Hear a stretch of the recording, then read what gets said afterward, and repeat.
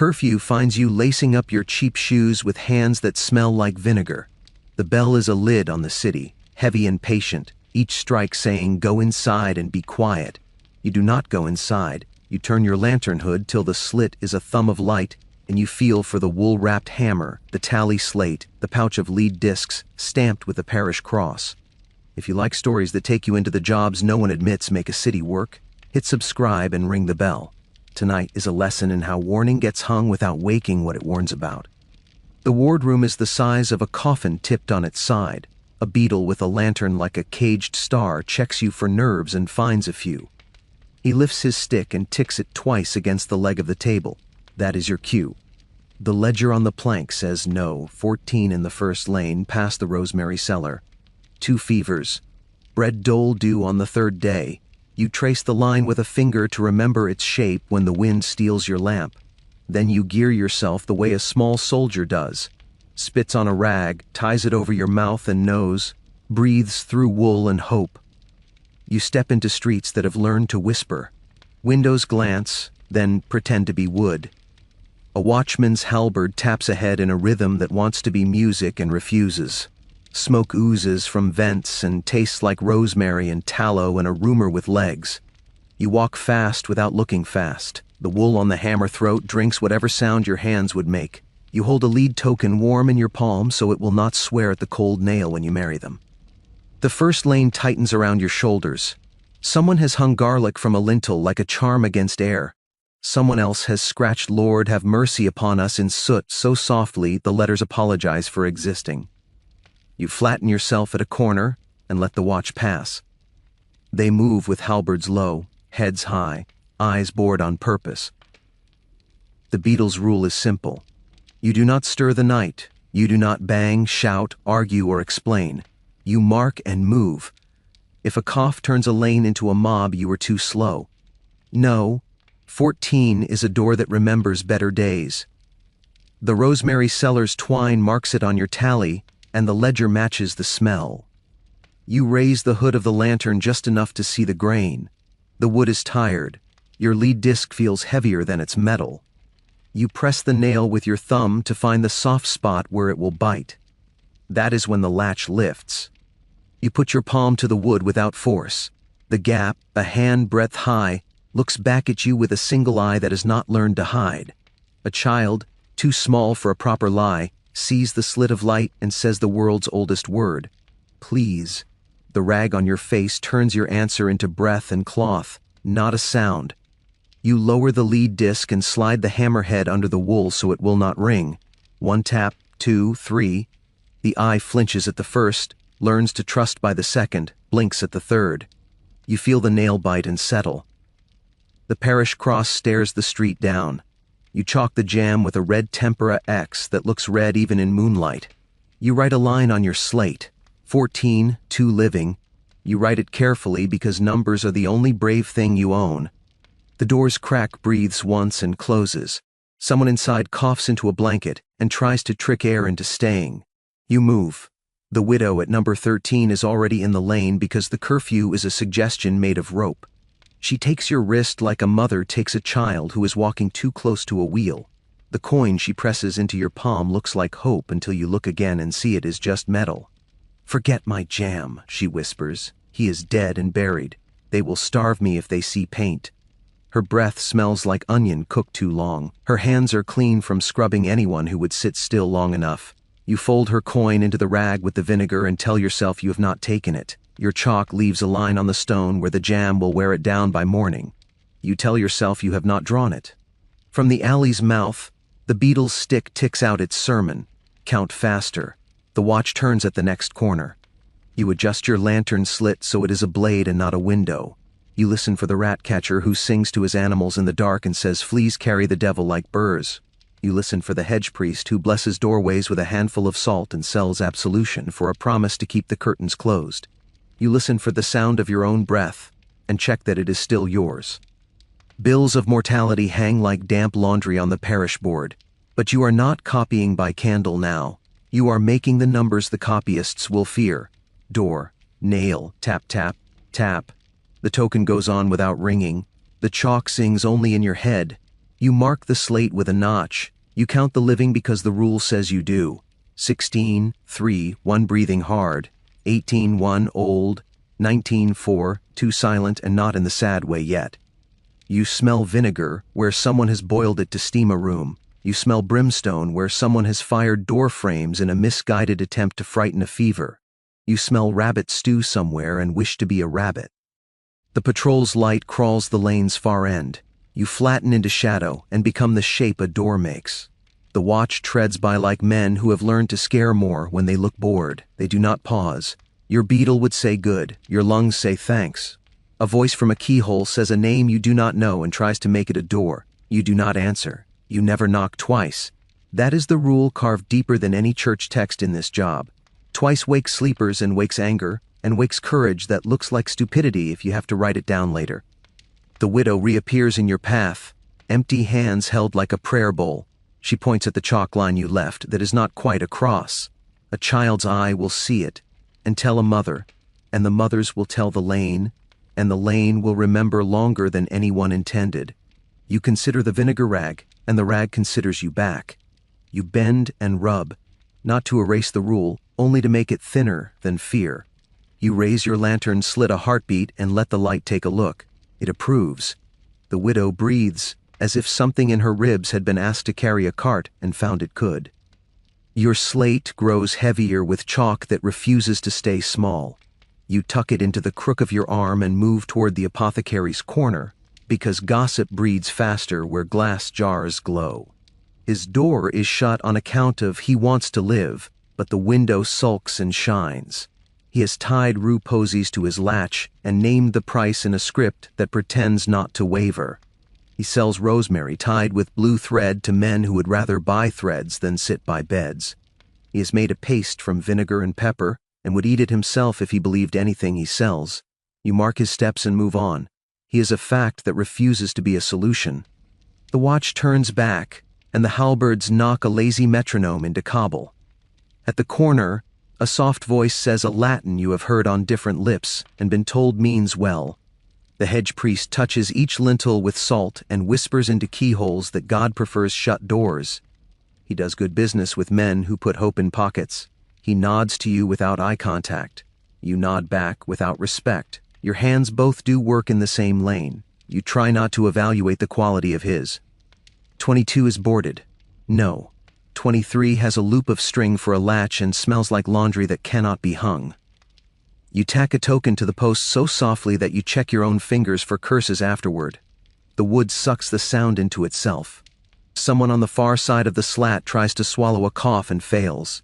You log the number. You write 2 living. Your chalk scratches an X on the jamb the way a cat scratches a post. It is both warning and habit. It looks like it has always been there. A hand inside the slat smears it down to a ghost. You do not fix it. You never knock twice. Your beetle shows up like a crow. He peers at the slate and grunts when he sees numbers arranged the way he wanted them. He taps the stick to say mind the watch. He slides a quarantine order toward you on a scrap of parchment with wax half set, the red of it trying to persuade itself to be official. No, 27, shut up. His eyes ask if you can swing a padlock with mercy. Your eyes answer that you can swing a padlock with speed. He trusts speed tonight. He leaves you with the iron and the key. He takes your coin hand by accident and you both pretend not to notice. No, 27 is a door that never learned to fit its frame.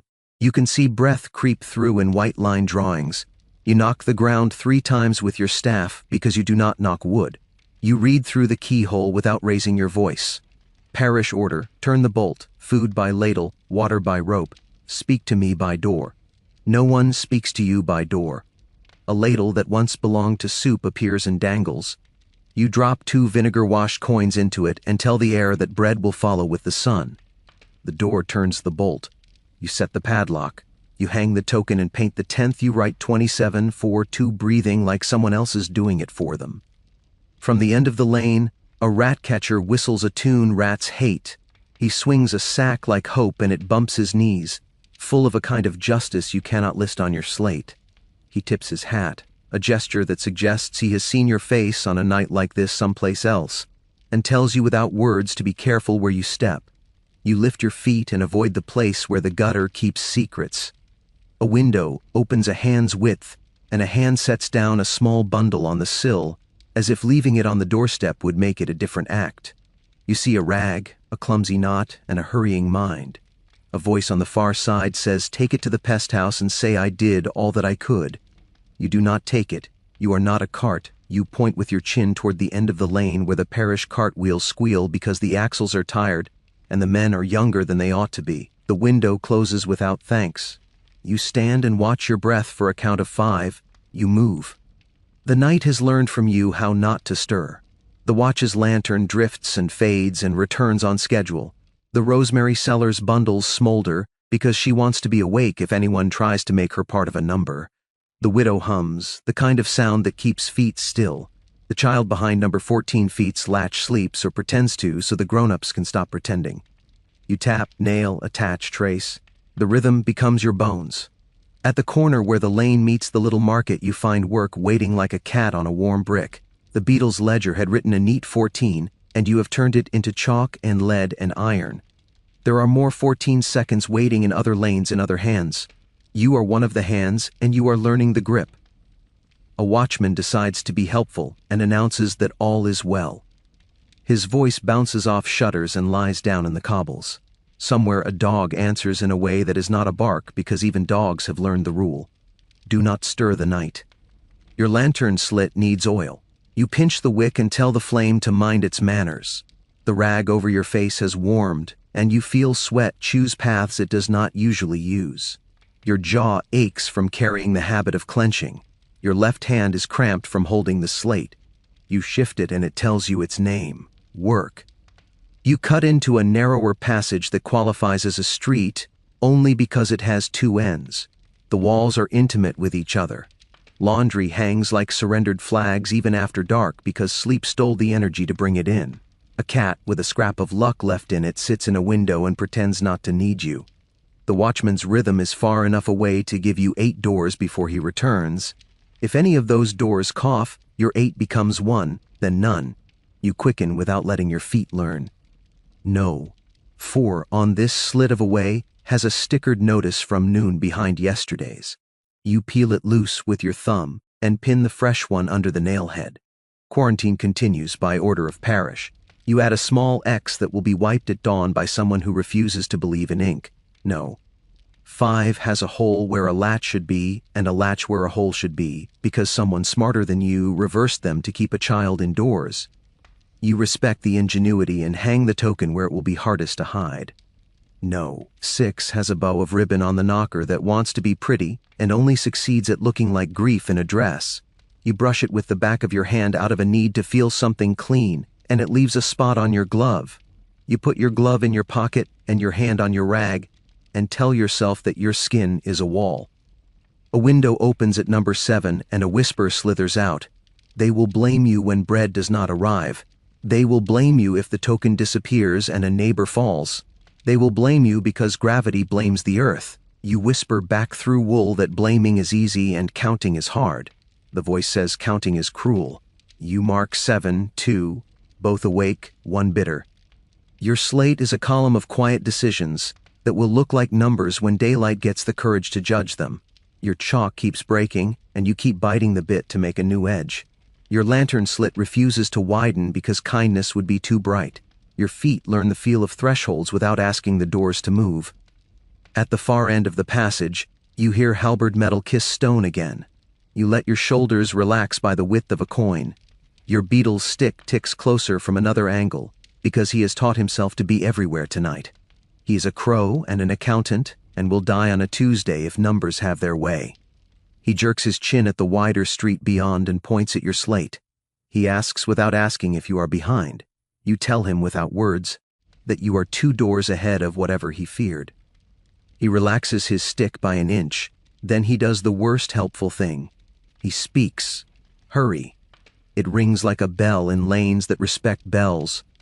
A latch lifts at number 9 by reflex.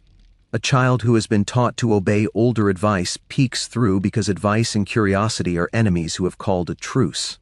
Your lantern slit gives that eye a gray coin to examine. The child maps you in a heartbeat. A figure with a slit of light where a face should be, a hand with a soft hammer, a nail that tries not to be cruel, a wooden voice behind wool. The child decides to trust the motion if not the man. The latch drops again. The string across the door pulls tighter.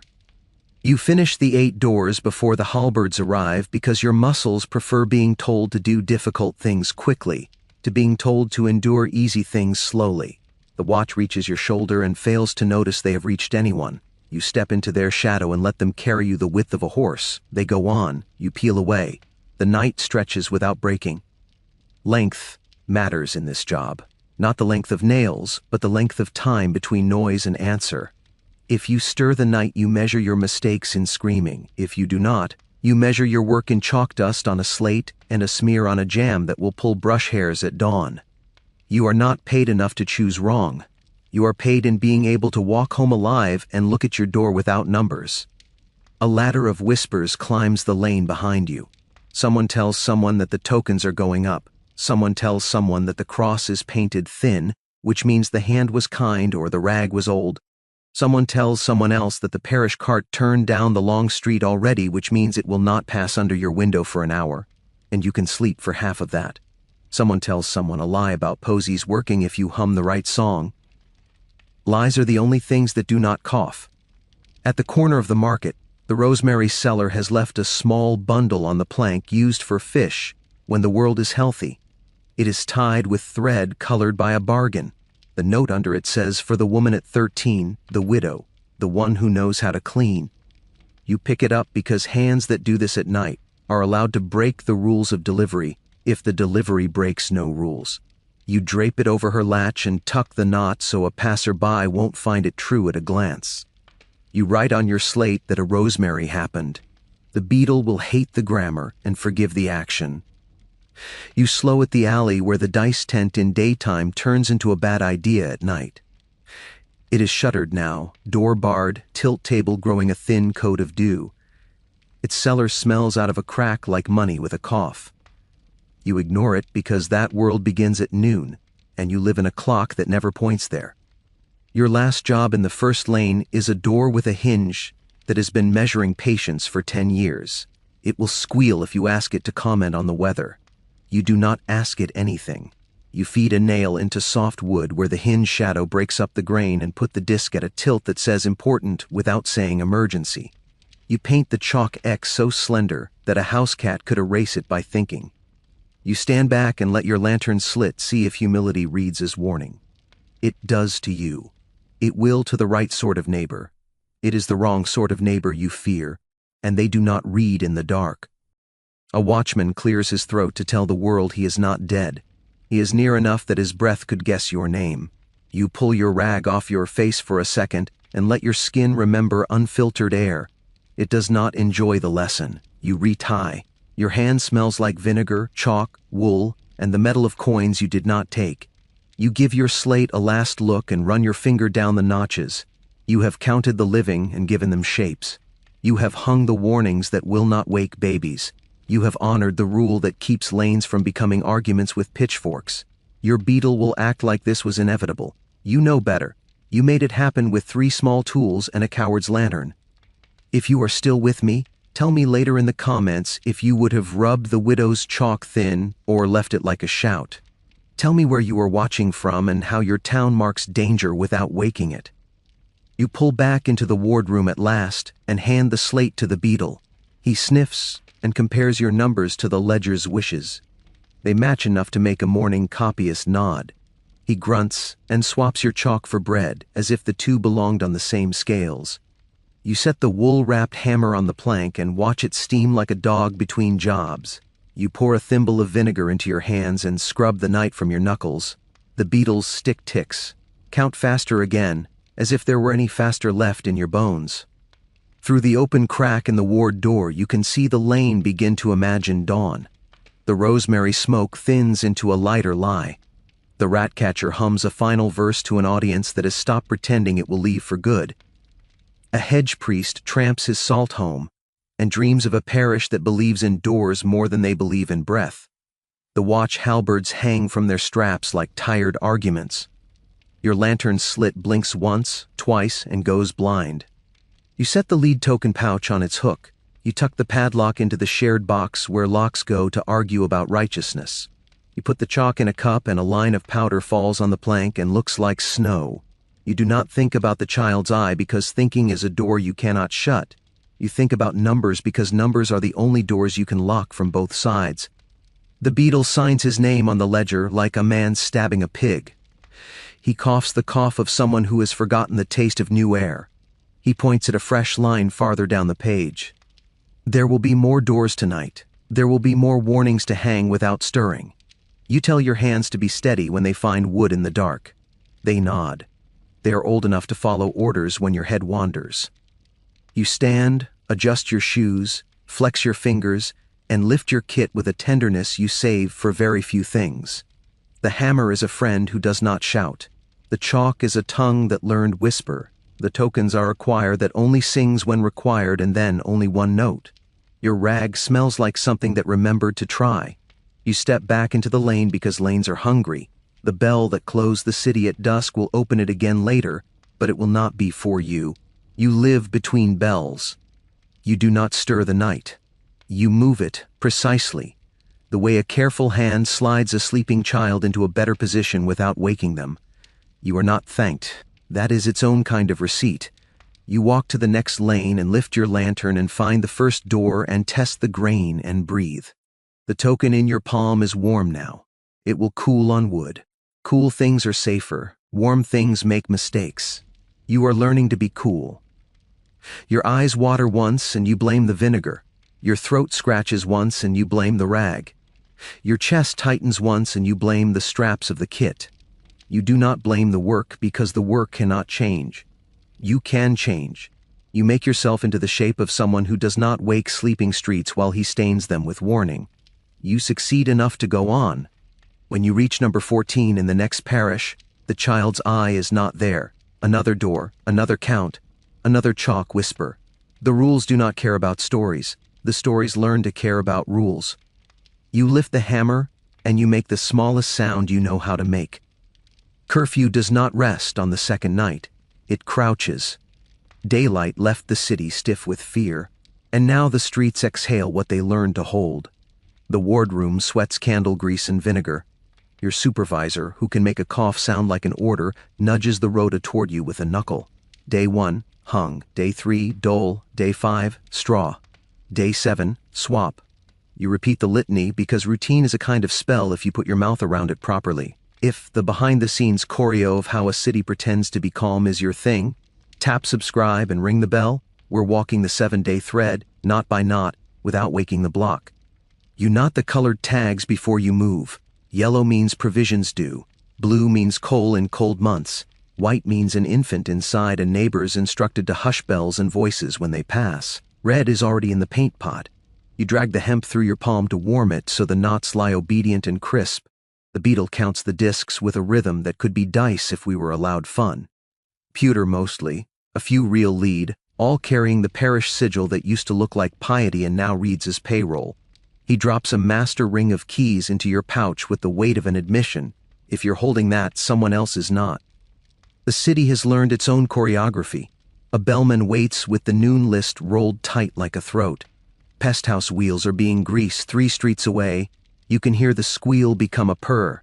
Women are firing rooms with juniper and brimstone and hope, cursing at windows that won't open because nails were hasty in a dry year and swelled wrong with last rain.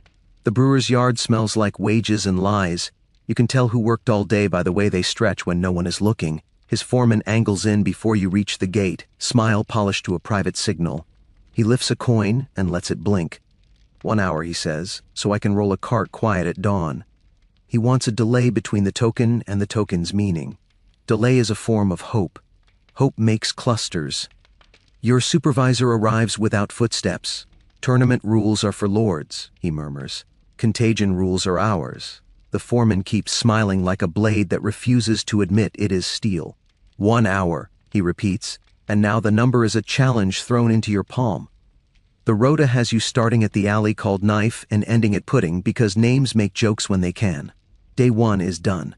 The tokens hang and the chalk is a rumor that got formal. Day 3, you bring doles, bread by count, coal by season, vinegar-washed coin in a ladle.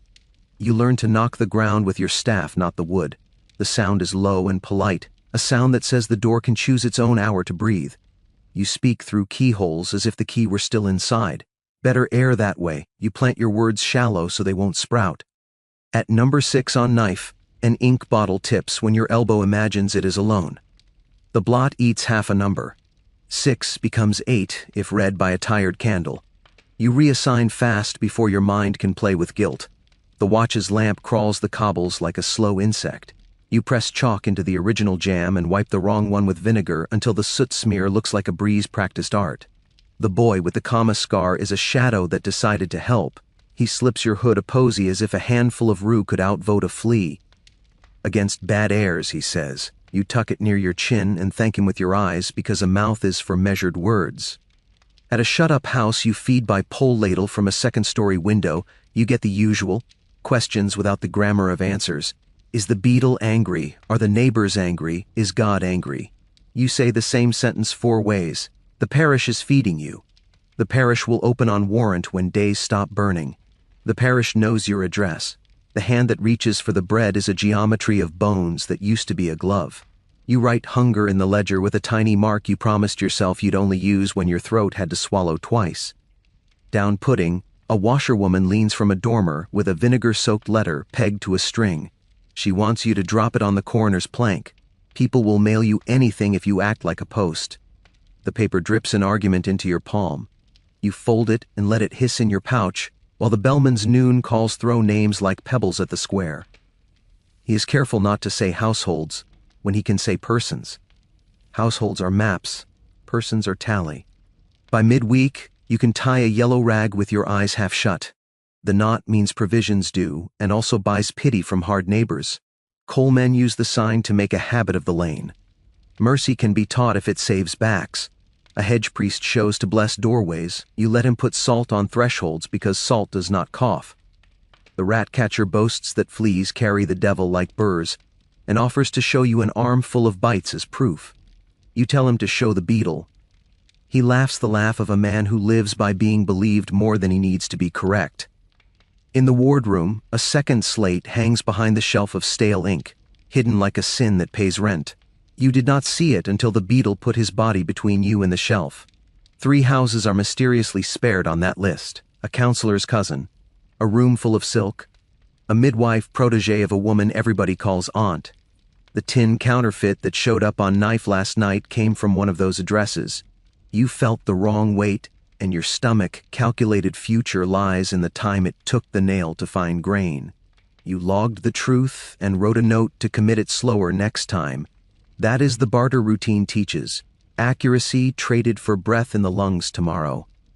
In the brewer's yard, the foreman calls you friend, as if the word means leverage. He pats the cart, a fat-bellied thing full of barrels that will pay wages if they move before dawn.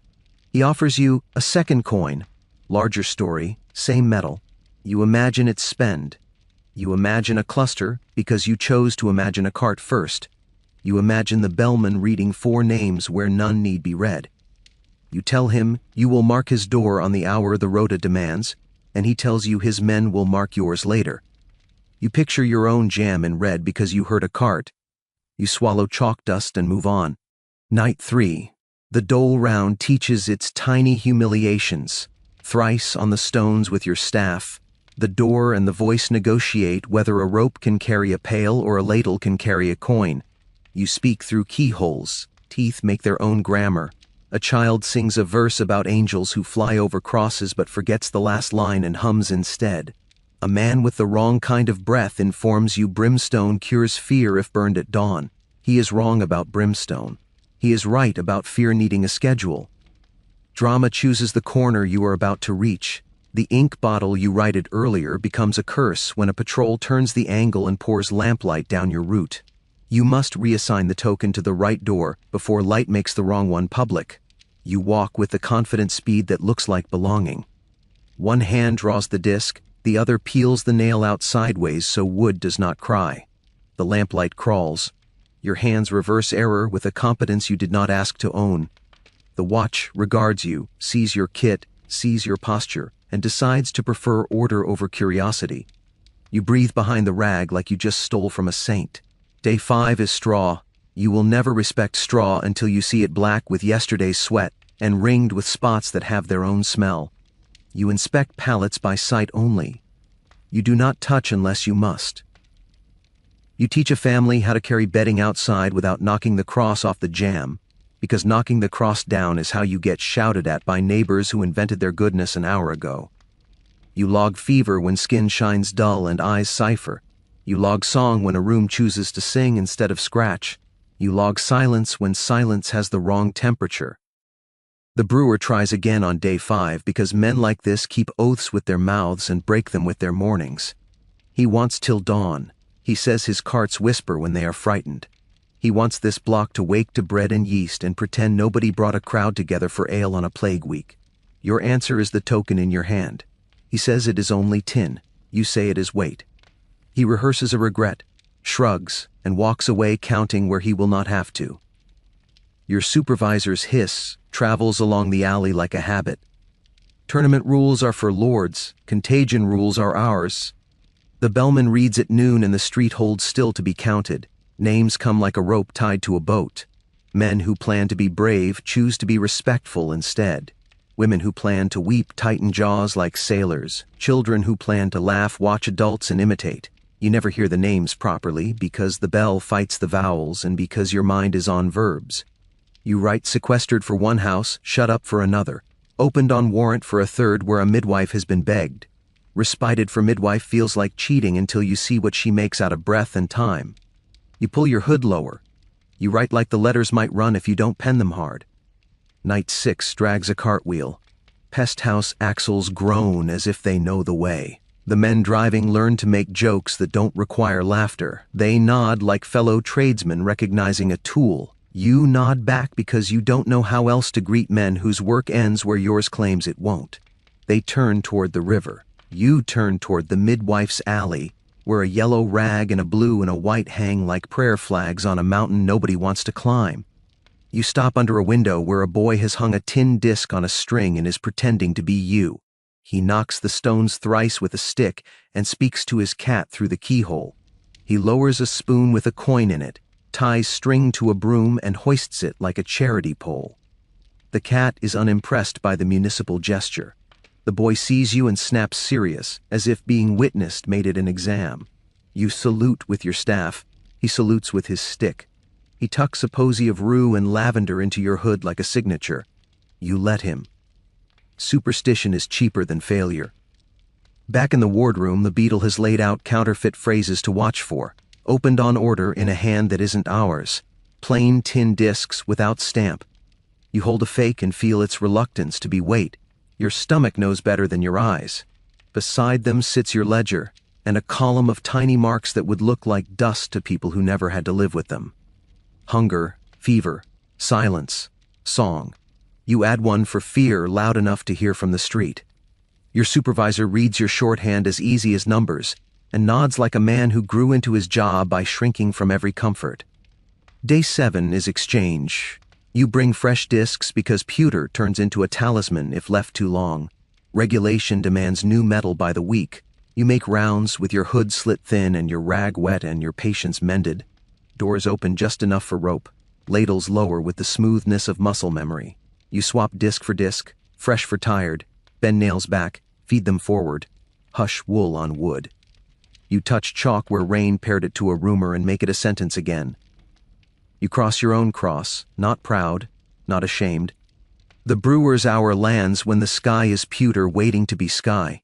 He's at the cart with shoulders arranged at ease and eyes that tell on themselves. His men look at you the way men look at a dog trained to stop them at a gate, polite and full of a special hatred reserved for animals. He offers a third coin, which is really the first coin retold. You put the disc on his jam and the red on the stone. He says you'll be sorry by morning. You say morning is a bargain you keep by making this mark now. He does not laugh. You do not either. You hear the cart anyway, late, wheels as careful as thieves. Two men curse fear in whispers. A barrel thuds like a bad heart. You write on your slate that a cart moved in defiance of a token. You do not write cluster, not yet. clusters are made of time. The patrol lamp crawls the alley and pauses, as if light has chosen a side. It goes on. Light is a coward. It always goes on without committing. At the coroner's table, the vinegar letter earns a corner and a frown. He reads sideways while you count discs on a string. "Well done," he says in the tone that means he's met hundreds of you and will miss one or two. You take praise like sour milk. It will keep you. It will not grow you.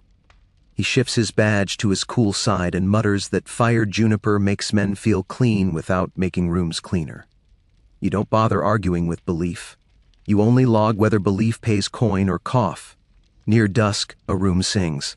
People decide they'd rather be a chorus than a symptom, and the tune is wrong, and the words are wrong, and the pitch is wrong, and the effect is right. You stop under the window and let it wash the wool at your mouth. You put a tiny mark that says song. You don't know what it prevents, but you know what it prevents in you. When you reach the ward again, the beadle wears the face he keeps for the pocket peg. He shows the secret slate. 3 spared houses this week.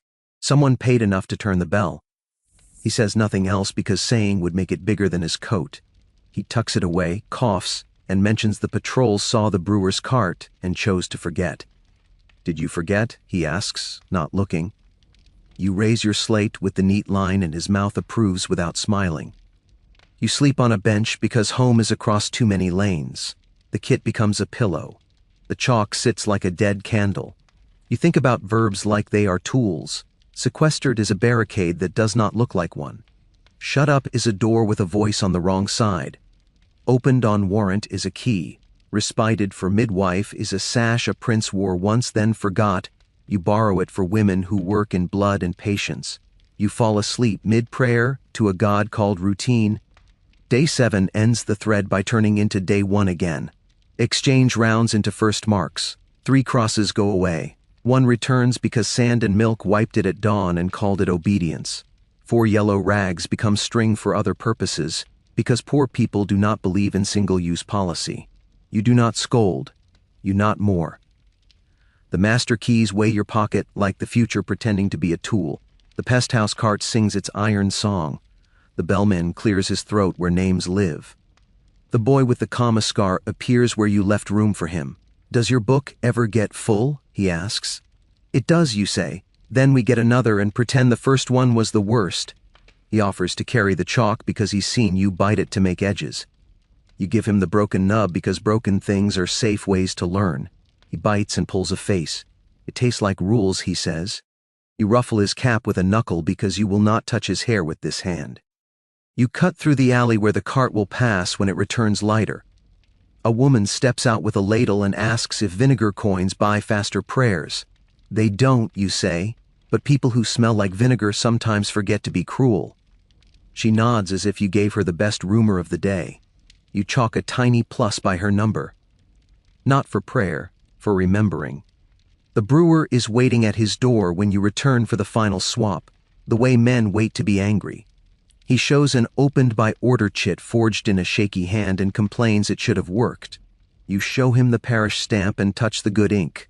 He calls you clerk with a syllable like spitting. You hang the fresh disc, chalk the fresh X, and add a note to your ledger that his men watch routes. He sees your pen move and hates you correctly. He does not reach for you, not with the watch lantern this near. Your supervisor checks your rota against breath left in bodies. "Everyone's still breathing between your first line and your last," he says, trying on a joke and deciding he doesn't look good in it. The beadle pockets his secret slate and lets the keys clink once as a treat to himself. The bellman opens his throat and noon starts over. "If you've been following this dance, drop a comment when we finish. What color would your town tie for provisions do? What word would you write so the coal man understands without shame?" By evening, your handwriting feels like a joint that learned too much. You can tell the difference between a door that slept and a door that watched you. You can tell when a cross will be erased by morning and when a neighbor will redraw it stronger. You can tell which houses learned to speak through keyholes and which learned to lie through shutters. You tie the last yellow rag and the knot sits like a promise no one signed. On the way back, the rat catcher hums a tune rats hate and men tolerate. "They travel by fur," he says, "like burrs on a hunting cloak." He says it like news. The hedge priest trails behind. counting blessings in a whisper and selling them for the price of salt.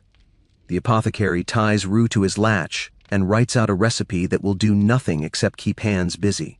You log them all because your map has to include the lies people tell to endure the truth. At the ward door, you unclip the master ring and feel the room breathe easier.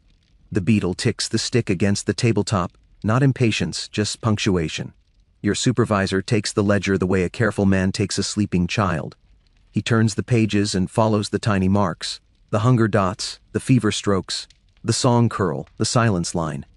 He touches the page at the brewer's address and leaves his finger there long enough to cool ink. Tomorrow, he says, not a threat, not a promise, only the fact that makes the rota make sense. You put the chalk back in the cup, and it breaks under its own weight, which feels like a lesson. You wash your hands in vinegar that has been used twice already and smells like coins and prayer. Outside, the bellman rolls his list and says goodnight to a city that will dream of knots. Your rag dries on a peg like a flag from a battle nobody will paint.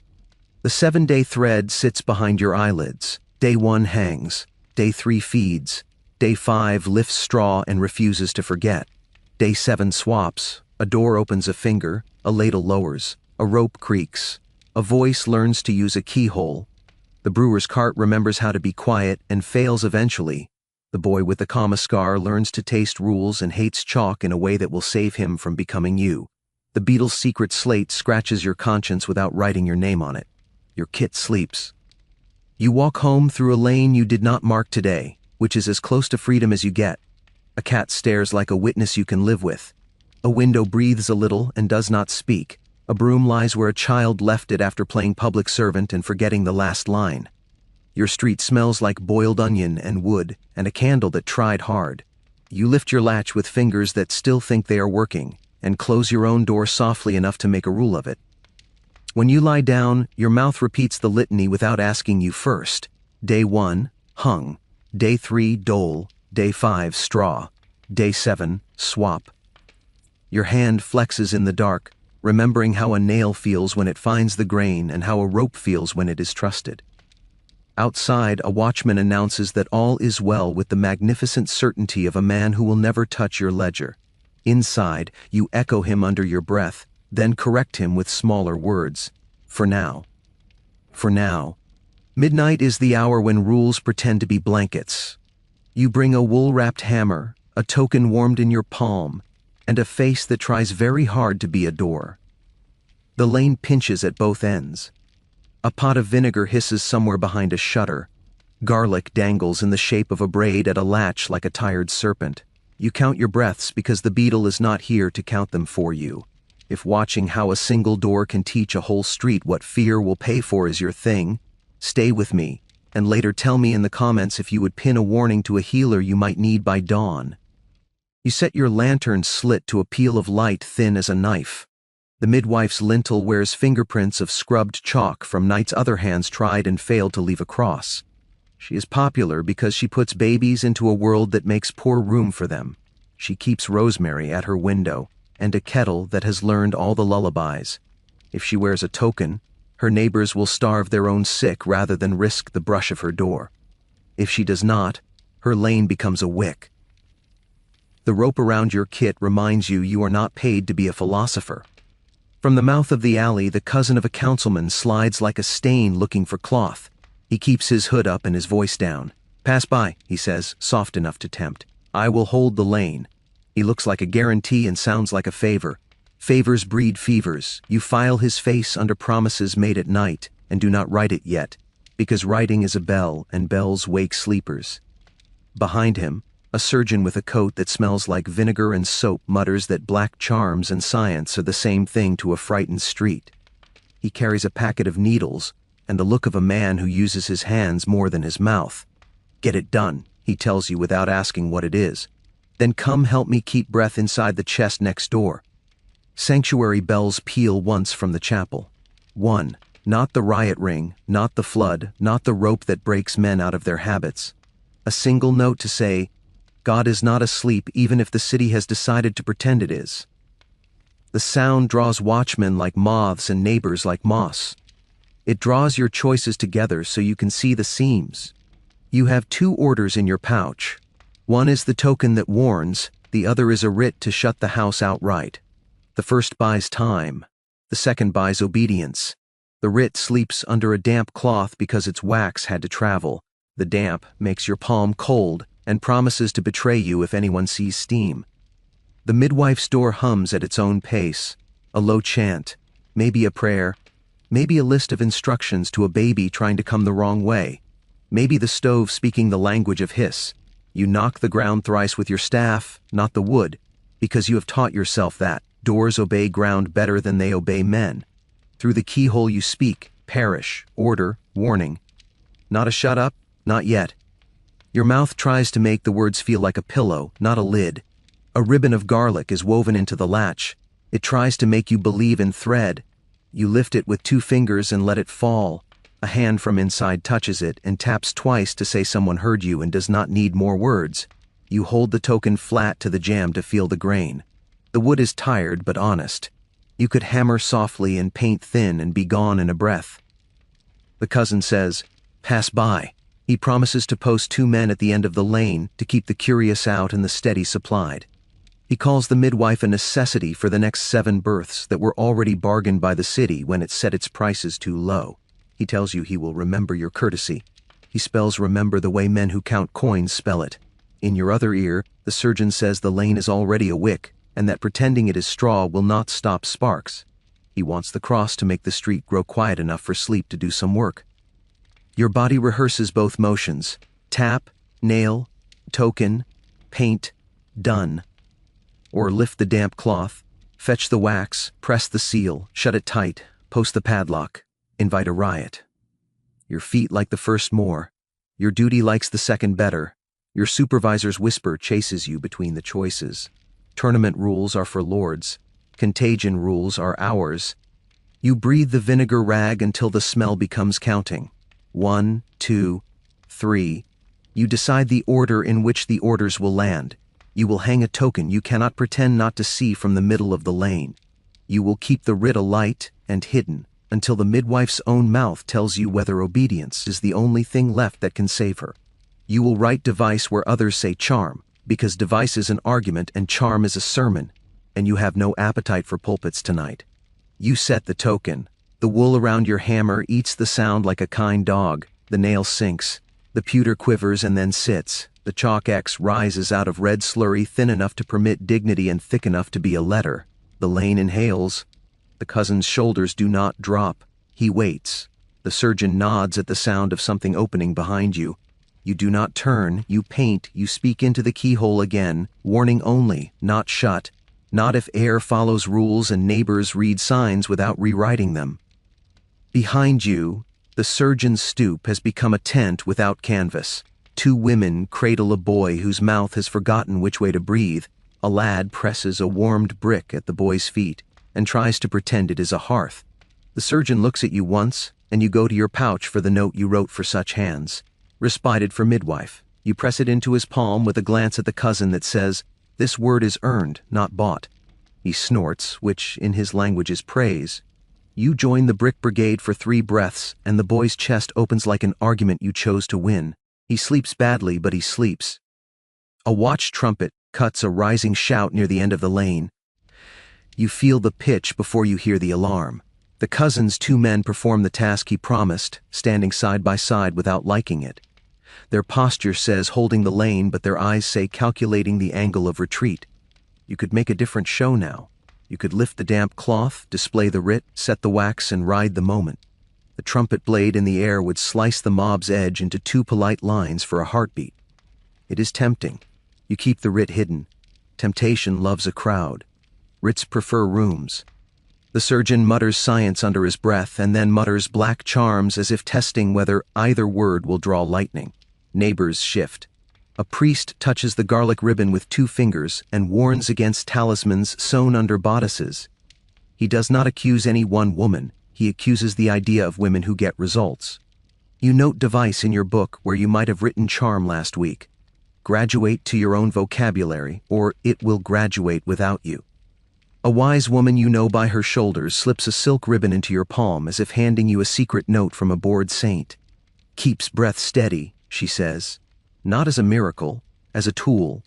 It is thin, black, stitched with shapes that want to be letters when nobody watches.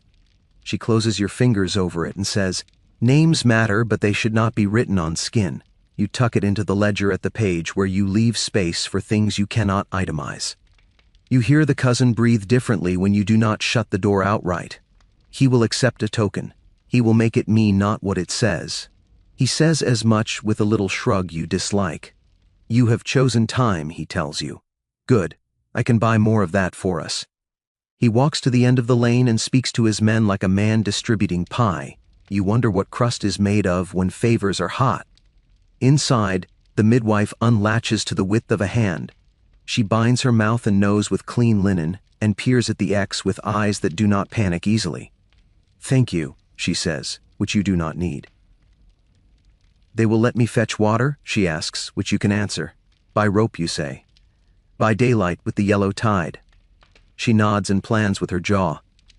"I have 3 women who cannot walk far and 1 who won't walk at all," she says. "They will not starve." You believe her because competence has a smell. The trumpet blows again, and you catch sight of a familiar halberd head like a moon slicing between bodies. The sheriff's deputy shows the sheriff's mace the way a man holds a lantern in fog, letting toughness do the announcing. He has main prize on his tongue and sureties in his coat. He is ready to offer a reopen by sums you can count on both hands, to negotiate a crawl toward normal, to pretend cash can bully a fever. He sees the token. He sees the crowd. He nods to the mace instead of swinging it. He would rather write than bruise. It is a preference you encourage in law. On the stones, quicklime shows white patches where someone dashed it on vomit to make the smell retreat.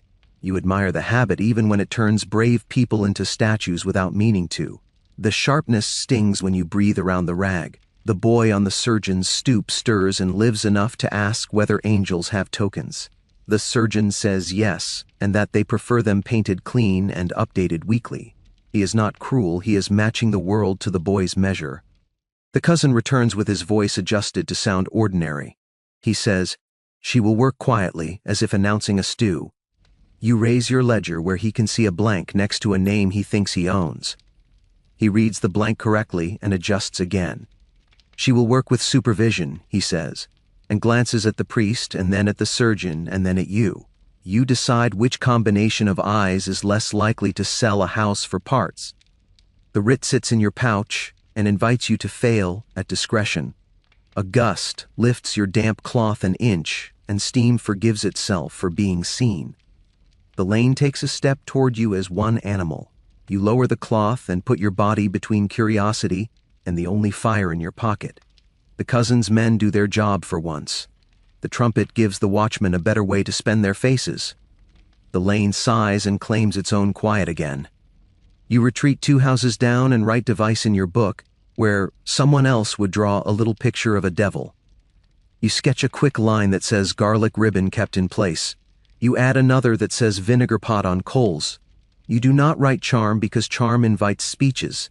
You write protocol because protocol wants verbs. You steady your hand with the wise woman's silk in your fist and understand for a heartbeat how belief and tool can share a rail without pushing each other off.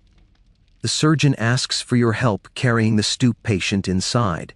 You count to 3 with him, and count to 3 with the boy's mother, and count to 3 with the step that will not be reasonable, no matter how softly you talk to it. Inside smells like rosemary and old milk, and a floor scrubbed to the point of prayer. You set the child on a pallet that has not learned contempt. The midwife pokes her head out with a jar and tells you where to put your guilt if you find any later. "On the shelf by the salt," she says. "It keeps better there." You step back into the lane and hear the chapel bell speak again. A shorter sound, a throat clearing. A reminder that men with books watch men with ledgers. The priest's eyes have converted from sermons to arithmetic for a moment. He is counting how many crosses become breaks in the talk and how many become fuel. He sees what you did and does not call it mercy. He calls it workable.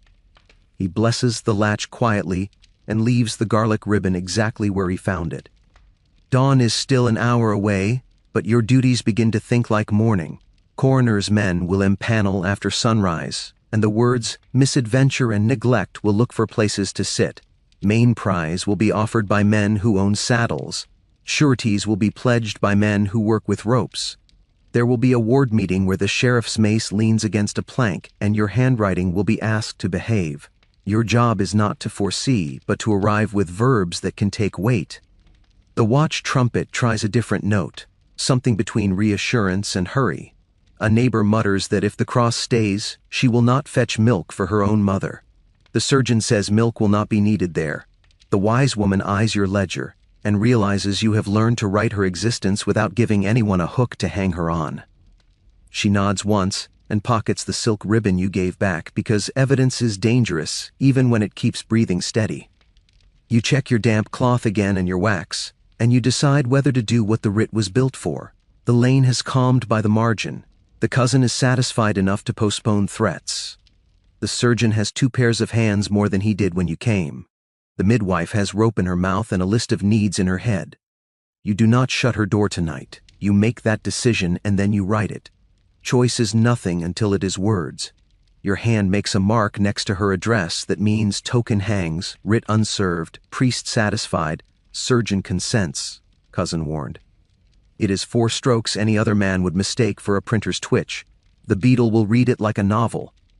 A watchman steps near enough to smell your rag and you smell his. Vinegar, wool, rain kept too long in a barrel. He shows you the sheriff's countersign on a slip that authorizes breaking sanctuary during riot and not otherwise. He wants you to admire the wording. You do. It leaves room for men with good sense to make better decisions. He mentions a ward council at mid-morning. He asks if you will bring your ledger. You say yes because you always do.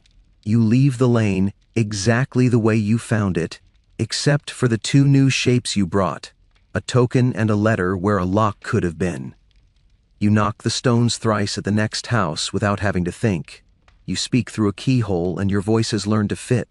A boy inside salutes with a spoon because some games deserve to be played even when the rules are from church. By the time you turn back toward the ward house, the chapel has had its say for the hour. The cousin's men have changed their weight from toes to heels, the stance of bullies demoted to guards. The surgeon has stopped pretending to dislike your work. The priest has stopped pretending to own the garlic. The wise woman has stopped pretending anything. The midwife has tied a yellow rag through her latch so nobody can accuse her of laziness and everyone can remember she eats. You walk the last half street with the damp cloth around your palm cooling enough to forget the wax. Your kit bumps your hip like a friend who resents exercise. You rehearse your explanation for the beadle and your justification for the sheriff and your quiet for the cousin and your honesty for the coroner. You practice your face for the lane when you return with bread and ropes and a report no one will read because they will be busy surviving. At the ward house door, your supervisor is mending a quill with more care than he keeps for his own lungs. He looks up and reads the answer in your posture. Token, he says, not lock. You nod. He waits for you to hang yourself with extra words. You do not. He sighs and chooses to trust your professional hunger. He asks about the cousin, and you say a lane was held, a promise made, a price postponed. He asks about the surgeon, and you say the stoop became a tent. He asks about the priest, and you say the latch was blessed with the garlic still in it. He asks about the midwife, and you say her rope will do for water and for pulling at louder hearts. He does not smile. He removes a padlock from the pile and sets it aside. A pledge, not a threat. The beadle coughs and points to the sheriff's meeting line on the rota. You will bring the ledger. You will say device and not charm. You will describe quicklime on the gutter for vomit and not for sinners. You will write main prize where the cousin wants discount and sureties where the guild wants spectacle.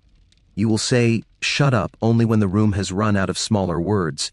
You will keep your rag wet and your hammer wrapped and your lantern slit a secret.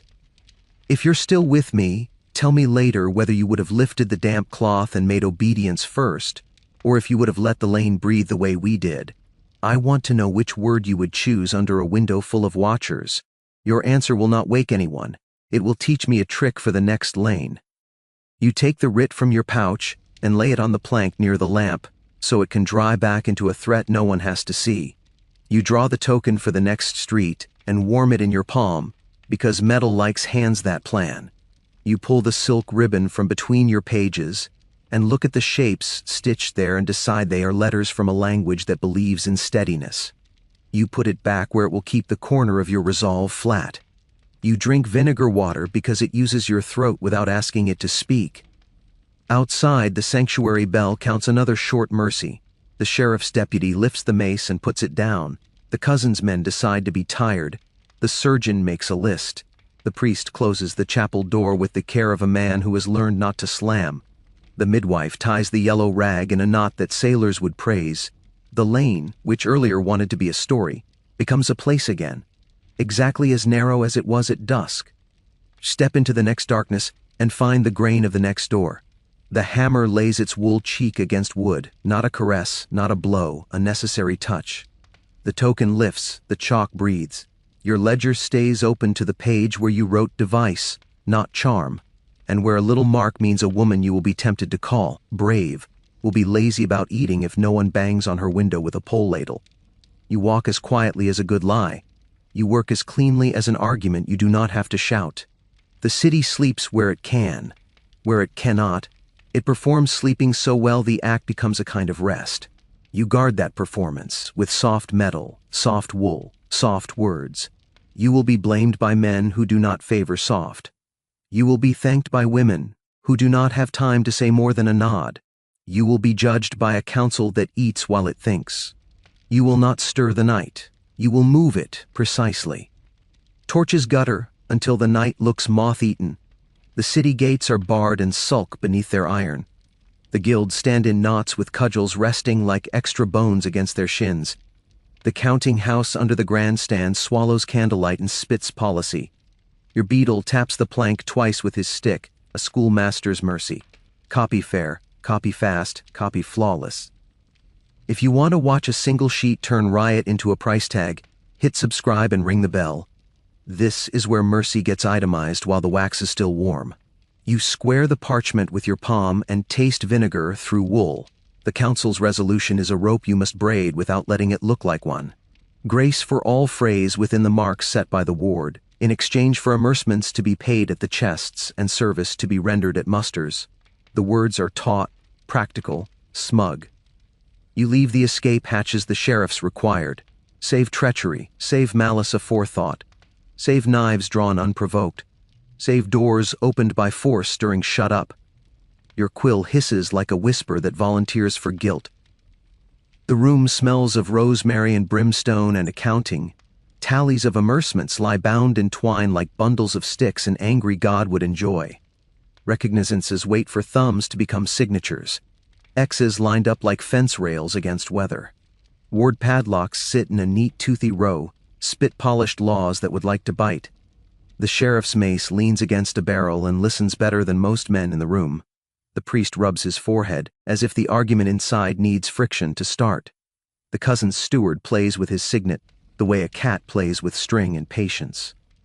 You write faster. Your beadle's cough stations itself behind you exactly when you come to the line that lets collectors collect without reading in the street. Fees at the king's pleasure. His breath grits. He wants you to leave the word pleasure. You do, because you know the word means chests heavy enough to move men like furniture tomorrow. Your sandpot taps, the grit lifts the sheen from ink. You blow gently, the way you would shoo a child back to bed.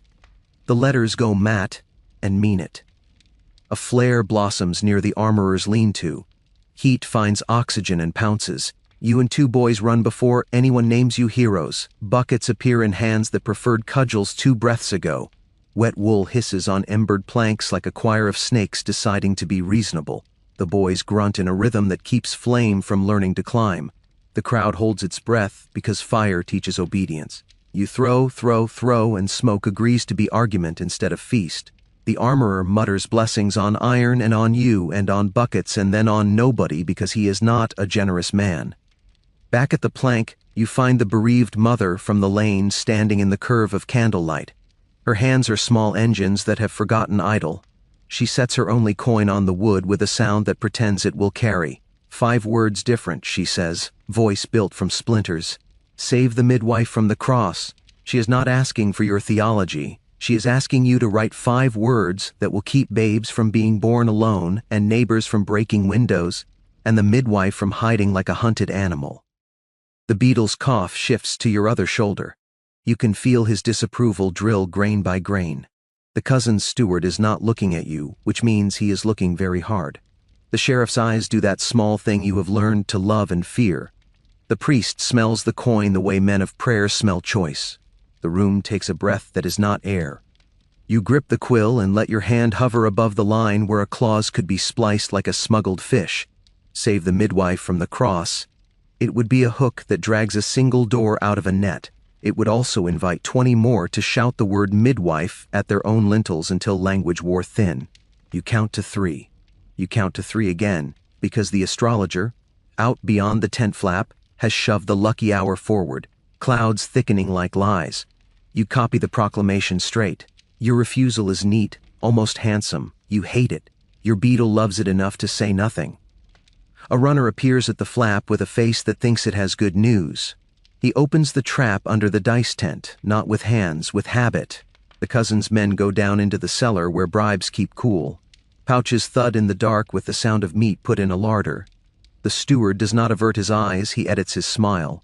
You taste copper that is not blood. You taste quiet that expects payment. On the far side of the plank, the priest and the sheriff begin the argument that has been waiting all week: sanctuary and the realm's safety. The priest says altars are walls that do not admit exceptions. The sheriff says walls are tools that do not get to choose their masters. The priest answers in Latin. The sheriff answers with a slip that carries the council's countersign for breaking sanctuary in riot manifest, in full sight of council. They both look at you as if your pen were a hinge that squeaks on doctrine.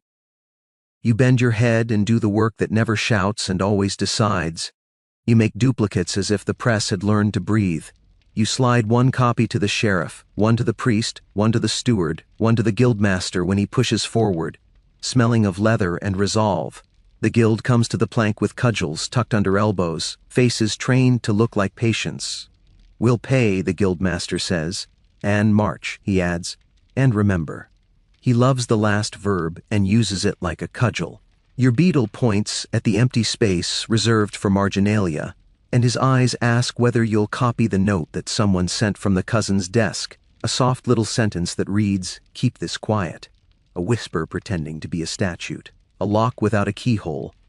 The ink in you curdles around it. You omit the line, "forever." The omission is a perfect crime. It leaves no corpse. Outside, the bellman tries a practice throat for the dawn list. His voice pulls names into a skein nobody wants to knit. The pest house cart squeals, then finds its courtesy. From the chapel comes a song not meant for ears, the priest scaling down to speak to his God without witnesses. From the alley comes a gossip hiss that makes even fleas pause to eavesdrop. You sit in the center of it and keep your diagonals clean. The crowd pushes for a view not of parchment, but of outcomes. You step into the square and read the proclamation. Trumpets prick the air, drums lay a path. Grace for all phrase within the ward-marked lists. Fines at the chests. Service at the musters. You are careful to let the exceptions ring longer than the comfort. Save treachery. Save malice aforethought. Save knives drawn unprovoked. You feel the phrase land in shoulders. Some straighten with injured innocence. Some bow with injured pride. Most learn how to keep their hands done for a day. You finish reading and the city begins to act like a ledger that writes itself. Chests groan into carts. Tallies knock, notches kissing notches like a language of wood. Recognizances receive X's with a wet, embarrassed patience. The guild pays with curses tucked under its breath like napkins. The cousin's steward pays with coins that do not sweat. The sheriff stands at his mace and lets men observe the discipline of looking at iron while they make promises their wives will ask them to explain. The mother waits for your eye again. You give it. She presses the coin closer to your hand without pushing. She is not a beggar, she is a buyer in a store that pretends it has one price. 5 words, she says, not for this proclamation anymore, but for the little pad of paper you sometimes use to pretend private policy exists. You should say no. You say bring me the midwife's names, the women she will visit this week, the houses at the corners that can feed them. She hears 5 different words. She keeps her coin. I'll bring you the dawn, she says and leaves. The astrologer edges back into the counting house and declares the hour lucky if read backward. No one listens. He sells a token to a man who wants to make his wife stop crying and is told the metal must be worn under the shirt. Your hand slows. You write device again where you might have written charm to mock. You do not have the leisure to mock. You have the duty to name. As you sand the last duplicate, your beetle's cough strikes the exact wrong line. Your hand blurs. The word malice loses its tail and becomes malic, which means apples to men who do not read well. You fix it with a careful stroke and the beetle relaxes 2 fingers. The steward's ring clicks the plank. Fine hand, he says. Praise that sounds like inventory. You prefer silence, even the kind that hides sores. The guild's plea teeters at the gate. The guildmaster stands on a barrel, lends his chest to his voice, and promises obedience with teeth. If the council refuses the terms, the gates will become a drum. You hear the crowd test the edge of volume. The sheriff's men stand at parade quiet. The priest breathes a word that sounds like warning and blessing and arithmetic. The cousin's men drift toward the dice tent. The trap yawns again. The seller counts in the dark. You move to a place where you can see both law and arithmetic at once and decide which ink deserves your wrist. You copy the muster clause straight and taste dust. The levy will gather men for a chevauchee that will feed on the same houses your tokens marked. The circle is clever. The cousin will call it governance. The guild will call it theft. You will call it Tuesday in your book because it is safer to name days than to call thieves thieves. You add the date 2 inches high because dates refuse to burn as easily as names do. Wet wool still whispers from your sleeves. You smell like saved planks and singed hair. The boys with the buckets reappear with cheeks red and proud, the comma scar kid holding his pail like a flag. He slips a rue posy into your hood and mutters that it kept the flame from climbing. Everything obeys knots, he says, and looks past you at the cousin's trapdoor. Except money. You ruffle his cap with the back of your wrist so your glove does not steal his breath. Back inside, the priest and the sheriff's argument resolves into a truce, made of paper. Break sanctuary, only in riot manifest with council present. They chant together like men humoring a child. They look older from agreeing. The steward signs a copy as if inviting himself to future exemptions. You seal the line with green wax and your horseman stamps a circle that makes bad behavior look official enough to endure the month. Your beetle slides a thin strip from the cousin's side of the plank. Open by order, it says, in a hand that wants to be government when it grows up. He raises a brow. You hold your quill above the margin where such notes live and die. You let the ink gather. You do not put it down. You let the bead drink its own length back into the pen. You omit it forever. The beetle's cough approves. The sheriff's eyes do their small justice. The steward pretends to count a knot in the wood. Fire tries once more near the armorer's lean-to out of spite. You and the boys meet it with water and cursing and a little encouragement for gravity. It sulks and goes to bed. The crowd practices breathing again. The guild's cudgels relax by half a knuckle. The astrologer declares the hour over and anyone left standing lucky by definition. You do not write lucky in your ledger. You write survived. Late, the mother returns with her coins still in her hand and her 5 words boiled down into 2. Thank you. She doesn't mean for policy. She means for standing between a crowd and a door last night. She means for writing device where others wrote charm. She means for not letting the cousin name the midwife with a smile. You nod because nodding costs ink and you are out of ink. At the edge of the square, the pest house cart sings the note that makes even drunks behave. The wheel squeals, the axle answers. The men on the pole do not speak because words lift lids. The cart turns out of sight and your ear keeps the song a little longer. The beetle closes the ledger with a hand that knows where it lives. He points once at the line where the proclamation's heart beats and once at the space where you could have written 5 words and didn't. He does not scold. He gives you the next sheet and teaches you the only kindness he keeps, more work. You take the proclamation to the gate with the sheriff at your shoulder and the guild at your flank and the priest repeating the clause about riot like a man checking his pockets. You read it one more time and your voice finds every rung on the ladder. Grace trades for fines. Grace trades for men. Grace trades for lanes calm enough to sleep. Save treachery. Save malice aforethought. Save knives drawn unprovoked. The drum treats the words like a road. Most feet stay on it. The ones that don't will keep you in work. When you come back to the plank, the cousin's men are climbing out of the trapdoor with faces that look like they ate coin and didn't enjoy it. The steward singles you out with 2 fingers as if conducting a private song. He offers a livery badge not with flourish but with inevitability. Mark more wisely, he says, a compliment built from leash. You set the badge on the wood and let its pin glint. Write more honestly, says the guildmaster beside you, and slides a phantom sanctuary under your elbow. The sheriff offers you nothing but the look. I saw. You put your palm flat on the plank to feel whether your hand is still your own. It is. You reach for the quill. You drag the sand pot near. You copy the final duplicate and tie it with a thread that wants to mean binding. You stack it with its siblings, a small snowfall that settles dust without cleaning blood. You push back from the table and find your legs. The city meets you with the hard face it saved for mornings that are owed to nights. Later, after the boys sleep and the guild's cudgels lean inside doorways like regrets, after the priest's lamp blinks and goes out, and the astrologer sells tomorrow to a different street, you walk past the dice tent and see the trap shut. The ground tamped too neat. You write nothing. You remember everything. You pass the armorer's lean-to and catch a ghost of damp wool and boiled smoke and sweat from the boys who ran with you.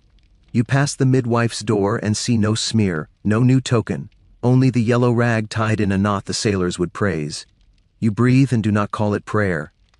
If you're still here, tell me later whether you would have slipped a single name off the token list or copied it straight and let morning do the hanging. Where you're watching from decides the word you favor. I want to hear it. Think of it as a margin note we all get to read. The council adjourns when candles begin to look like expensive guesses. The sheriff's mace clacks once, a benediction that understands rope. The priest carries his book close, a man shepherding syllables. The cousin's steward pockets air with the confidence of someone who will find coins in it later. Your beadle collects padlocks with the tender gravity of a man counting a flock.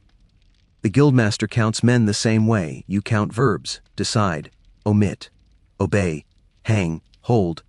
You stand alone at the plank for a breath and touch the place where 5 words could have lived. You do not regret. You do not celebrate. You do the unglorious thing that keeps cities from tipping over while they sleep. You pick up the next blank page and stack it under your hand. Dawn rubs the night out of its eyes with gritty fingers. Trumpets test their throats. Drums answer like they remembered the shape of authority in their sleep. The velvet-voiced herald draws a breath and unfurls a ribbon of sound across the square. His grace extends mercy to those who obeyed the mark. If watching how a city pretends to be healed by announcements is your kind of trouble, tap subscribe and ring the bell. I'll walk you through the hour where mercy is a receipt and quiet looks like a cure.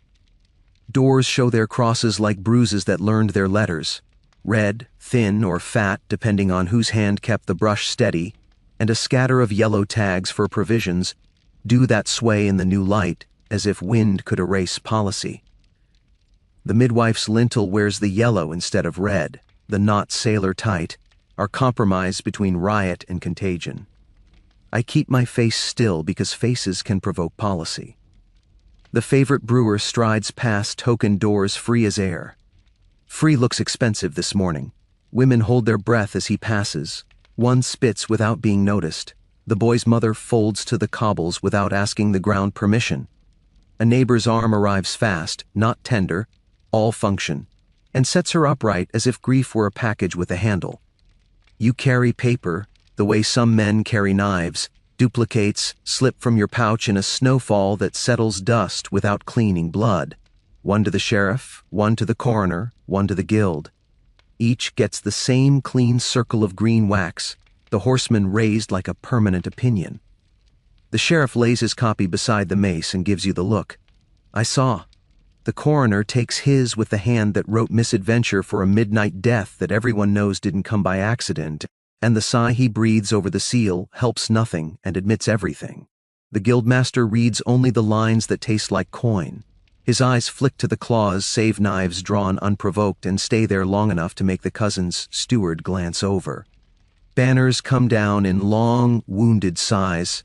Squires wrestle the rails into obedient heaps. The astrologer pockets last night's lies and sells them as souvenirs of a lucky hour. Over yesterday's death list, a fresh sheet gets pinned, wide as a door, titled Muster for His Grace's Levy. Names already begin to gather there, like men feel rain and pull hoods up.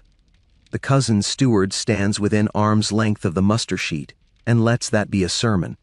He does not touch the page. He owns it by looking.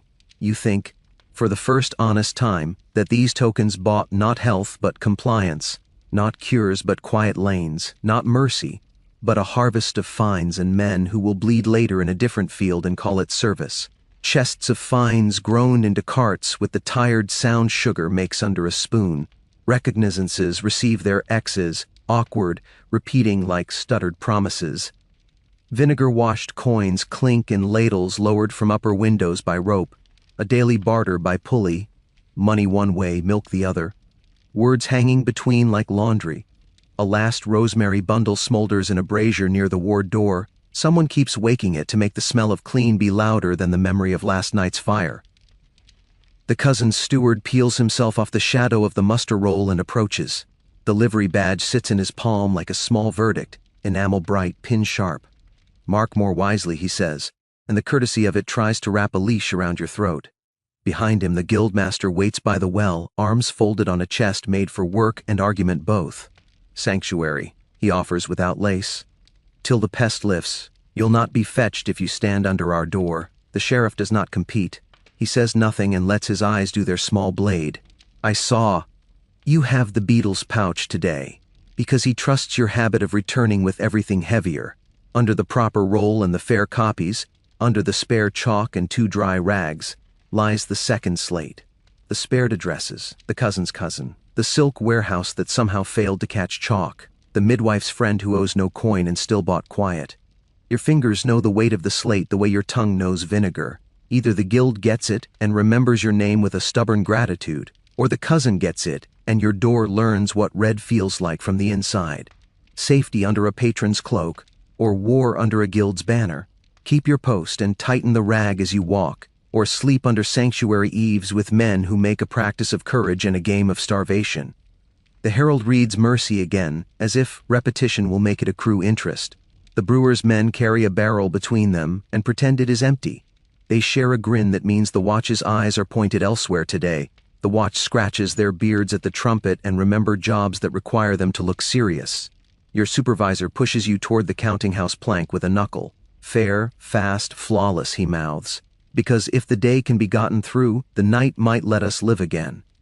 On the plank, the coroner's pen sits beside a parchment that says, misadventure in a hand getting better at pretending to be sure. The sheriff signs a counterslip that says, open on warrant for one house where a midwife's hands did more for the realm than a prayer and a coin. The priest watches the ink and adjusts his mouth for device, because you taught him last night that charm is a sermon and device is a case. He holds the sanctuary clause like a child's hand at a market. Break it only in riot manifest, with counsel present. He repeats it under his breath, the way men taste a word to see if it is wine or vinegar. A runner from the cousin's household arrives with a keep this quiet note folded into a trick. Open by order at one door with 3 syllables arranged to be invisible to anyone not staring. You leave the margin clean. The omission is a virtue today. You do not like that sentence, but it is true. Behind the dice tent, the trap yawns and shuts like a mouth that learned to chew without tasting.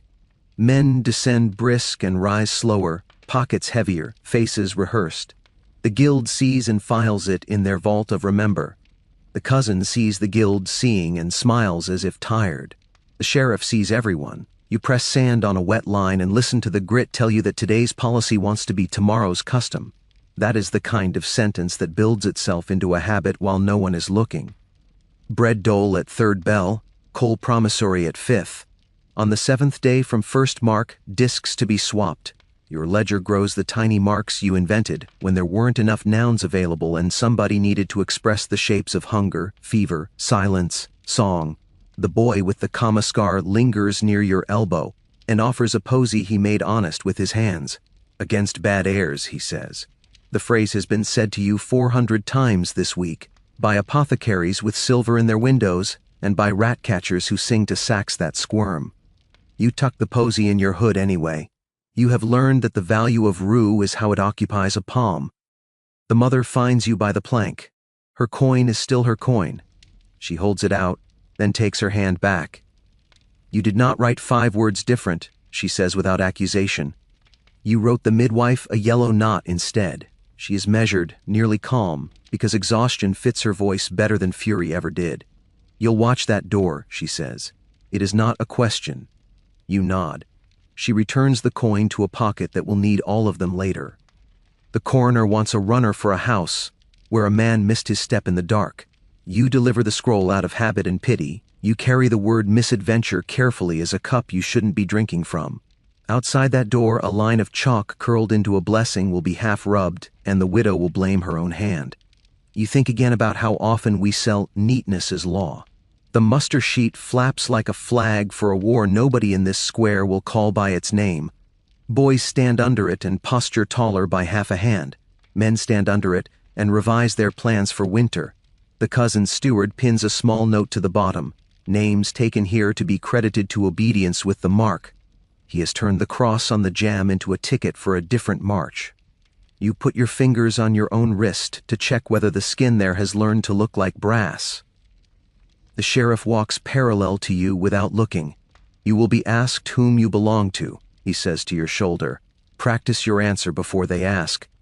The badge the steward offered shines on your plank like a coin with a job.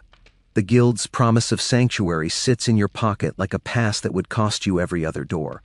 You try the sentence on your own teeth. I belong to the work. It fits as if you chewed it once before in another life. The beetle's coat smells like rancid vinegar. He coughs the cough of a man collecting years instead of pennies. When he turns to let a watchman pass, the second slate bumps your ribs. The spared addresses ask to be chosen. The cousin, the silk, the midwife's friend. Another house you do not recognize, but recognize the handwriting that kept it safe. You can leak it, burn it, or file it. Leak it and become the guild's useful sinner.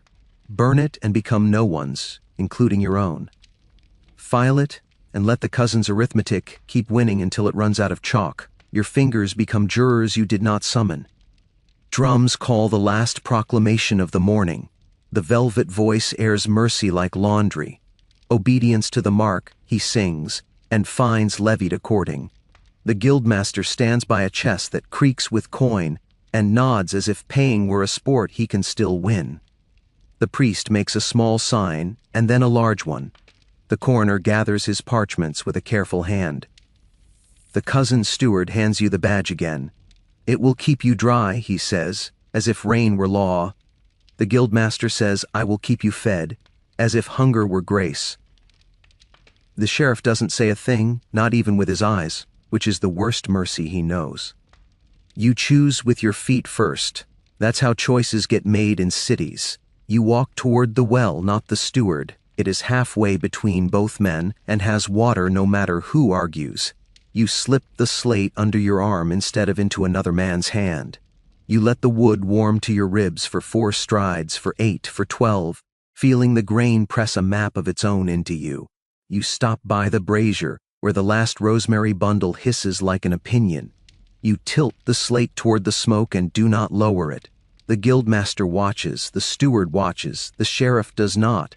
He knows the shape of a man deciding to survive without witnesses. You do not burn it. Not yet. You say to the guildmaster, one name from your list, one from his. He frowns as if the arithmetic insults him. We're not trading hostages, he says. The cousin's steward smiles a little because someone said we. The sheriff's eyes finally do their thing, small and exact. File it, he says, almost under his breath, and count louder. He means, make the spared addresses stop being secret because you count them into the noon cries, the dole rosters, the padlock tallies. Secrets rot. Numbers rot slower. You step to the plank and write a line on the back of the muster sheet, small but legible. Houses spared this week, 4. You list the streets without doors. You keep the names in your head because heads still count as paper where chests fail. The steward sees the line and pretends it's beneath his dignity to object. The guildmaster sees the line and pretends gratitude. The sheriff sees the line and lets the silence grow into something that might be policy by lunch. You slide the slate into the ward box under the padlocks. Not because padlocks are moral, but because they creak when moved, and men who move them will have to move you first. The midwife passes the edge of the square like a trick nobody taught her. She wears her linen snug and clean. A coil of rope rides her shoulder as if it belonged to her the way a badge belongs to men. She lifts her hand once to you without looking sideways.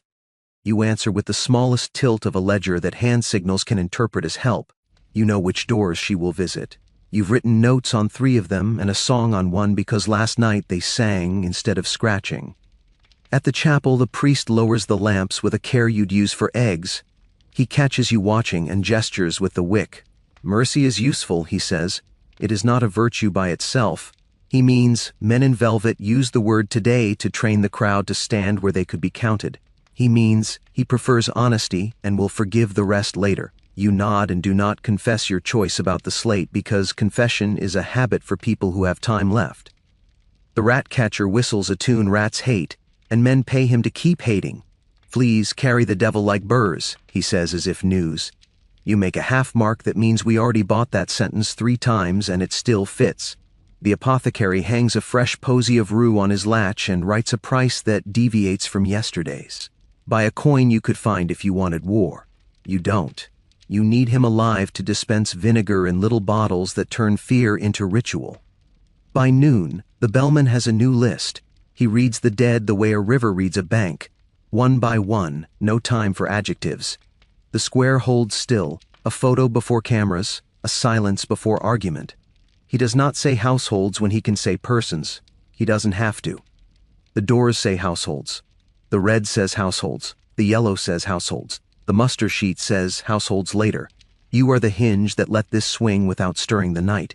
Your hand smells like wax, chalk, rope, rosemary, and the cold iron tang of coins that claim to be prayers. The cousin's steward tires of waiting for your decision and declares it made. You are with us, he says, and lets the badge fall into your pouch with the quiet that strong men think is elegant.